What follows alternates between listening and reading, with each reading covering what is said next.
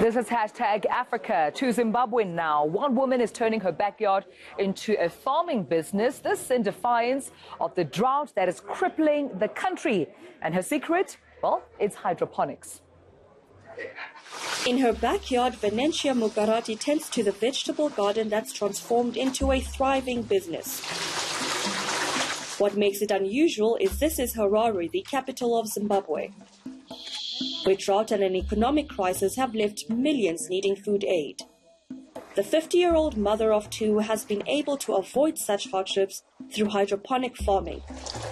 Specifically, the aspect of hydroponics, which means water is conserved by being used multiple times. Hydroponics farming saves water, and I really enjoy it because I don't have to worry about the water. I don't have water here, so I have to buy water, but because it's hydroponics, I'm saving water by 90%. 2 years ago, Mugarati searched online for ways to grow vegetables on the deck of her house, resulting in her purchase of a small hydroponic system from Cape Town for $900. Her immediate aim was to grow fresh vegetables for her family, as Zimbabwe's economic fortunes deteriorated and grocery store prices spiraled. But she quickly realized she stumbled on something quite profitable.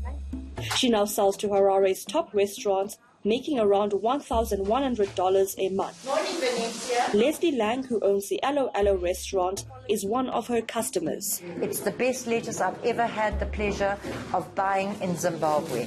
Mugarati grew 140 plants in her first batch, but she now produces 2,600, including lettuce, cucumbers, spinach and herbs. Also fantastic. In 2 greenhouses fed by a makeshift system using gutter pipes from her roof. The need for such an innovative approach is testament to the problems facing much of southern Africa, which is in the grip of its worst drought in more than a century. The International Panel on Climate Change says temperatures are rising at twice the global average in the region, where some 45 million people now require food aid. So we're here to, of course, learn more about the impact of drones to the agricultural sector. So please tell us more about what I'm looking at here. So what you're seeing here are just samples of the drones that we use in agriculture. And for the 2 drones, obviously they've got 2 different functions, but basically the same principle. This one is an image capturing drone. So it basically captures the images, both visual and multispectral. And the bigger one you see here is a crop spraying drone. So we do have the smaller version and the much bigger version, obviously. Yeah. And how does this then contribute to this evolving agricultural sector that we're seeing? So our mission as a startup is to primarily define value, obviously data-driven value to our agricultural sector. What we mainly do in that respect is to mainly monitor your crops.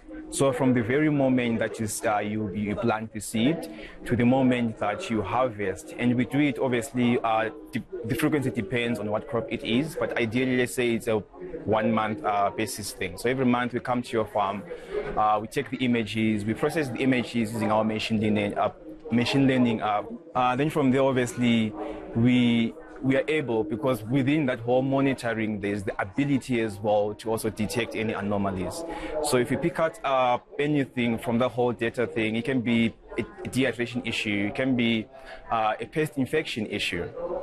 We then give you as a farmer actionable insight on what you can do to then obviously correct that, to still capture your yield, optimizing and minimizing your loss, right? So let's say that issue that we have picked out is a pest infection. We can then deploy our crop spraying drones that then go to that specific area. And obviously, we then spray that portion that only needs to be sprayed. So that way, you don't just do like a blanket spray, which you normally do for prevention, but you only spray when needed. And as a small-scale farm, as a medium-scale farm, you definitely want to cut your losses, obviously, in that respect. But let me just give you a use case scenario where we've had quite a number of farms coming to us, obviously, having so much curiosity on what we can do. And my question to them is always this: how do you monitor your crops? And the answer is they just go to specific portions on the farm and they pick out samples and they do the testing. That's good, right? But from statistics, you'd most probably pick out something wrong if it is sprayed already. And that's not an efficient approach, right, given how the uncertainty in these natural inputs have obviously evolved, right? So you want something that's more accurate, something that we can rely on. And flying this piece of infrastructure gives you data on each and every square centimeters of your farm. Oh. So effectively, when something starts happening in one specific crop, for instance, we can pick it up much earlier. We give you that insightful of you, and then you can definitely then deploy whatever mechanism it is. So you've saved time, you've saved money, and you can still capture your yield. That's so interesting. Well, of course, speaking of drones, we head over to Malawi now, where the first drone academy has just been opened.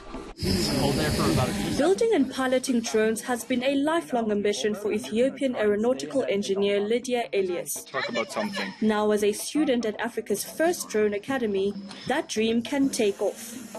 After me learning, I try to teach my people. I also have an aerospace club, so I'm trying to transfer this knowledge to the students that are fellows in my country. She and 25 others from across the continent are the first batch attending the school, which opened outside Malawi's capital, Lilongwe, earlier this month. If you hit air from this side, It's part of a scheme supported by the United Nations Children's Fund, in which drones have been used to deliver medical supplies, monitor crops, and map cholera outbreaks. Over the 12-week course, students like Tanzanian Emmanuel Nasolwa learn how to make and fly drones and analyze data. We provided all these materials and how to go about. Then I followed all the procedures until I make this drone. As drones become smaller, cheaper, and more reliable, their role on the continent, particularly as climate change exacerbates natural disasters, will likely increase.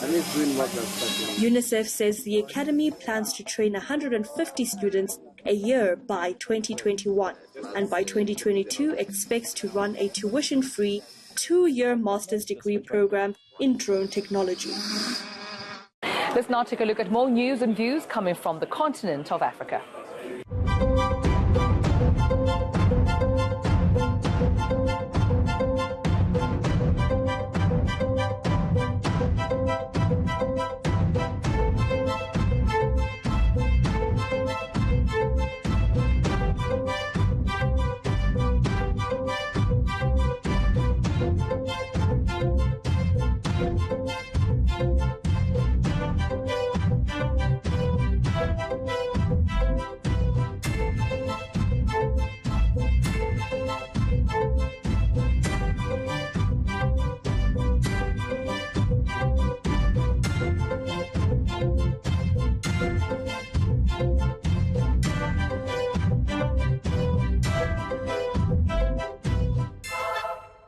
When we come back, we've got more on African agriculture innovation and a Madagascar coffee with very special ingredients. We'll be right back.